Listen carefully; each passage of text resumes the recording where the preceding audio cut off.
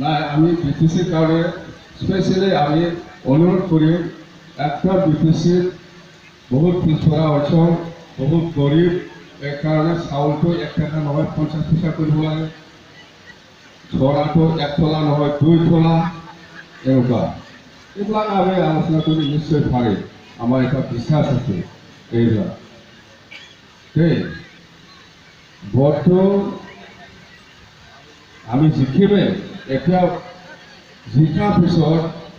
নতুন চৰকাৰৰ ওচৰত আমি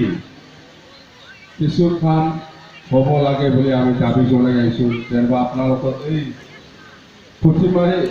এই যে ইয়াত শ্ৰেণীক স্কুল নতুনকৈ হ'ব আৰু গুৰুত্বটো আমাৰ নিজৰ কাৰণে ৰাইজৰ কাৰণে সেইকাৰণে ৰাইজে সদায় সাৱধান হ'ব লাগিব যে ৰাইজ আমাৰ দেশখন এই নিৰ্বাচনৰ দ্বাৰা আপোনালোকৰ ভোটেদি ভোট দিয়াই এমপি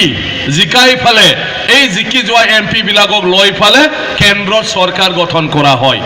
আৰু এই কেন্দ্ৰত যেতিয়া চৰকাৰ গঠন কৰে তেতিয়াই আমাৰ দেশখনক আগবাঢ়ি লৈ যোৱাৰ কাৰণে উন্নত কৰিবৰ কাৰণে বিভিন্ন ধৰণৰ চৰকাৰে কিছুমান আঁচনি লয় 5টা সমষ্টিৰ ভিতৰত আমাৰ এলায়েন্সটো 4টাটো কনফাৰ্ম এটাটো আমি ফাইনেল ক'ব নোৱাৰে জিকিব পাৰে হাৰিব পাৰে সেইটো সবে শব্দৰ আবাৰটো কংগ্ৰেছৰ হয় পেৰাচৰণীয়াটো হ'ল ইণ্ডিপেণ্ডেণ্ট আৰু বেলেগ প্ৰাৰ্থী নাই আৰু এজন CPIMৰ আছে আমাৰ 4টা প্ৰাৰ্থী আছে কোকৰাঝাৰত ইয়াৰ ভিতৰত কমলা বাইদেৱে সবচে হাইষ্ট ভোট পাই পেলাই জিকিল আমাৰ লগত কণ্টেষ্ট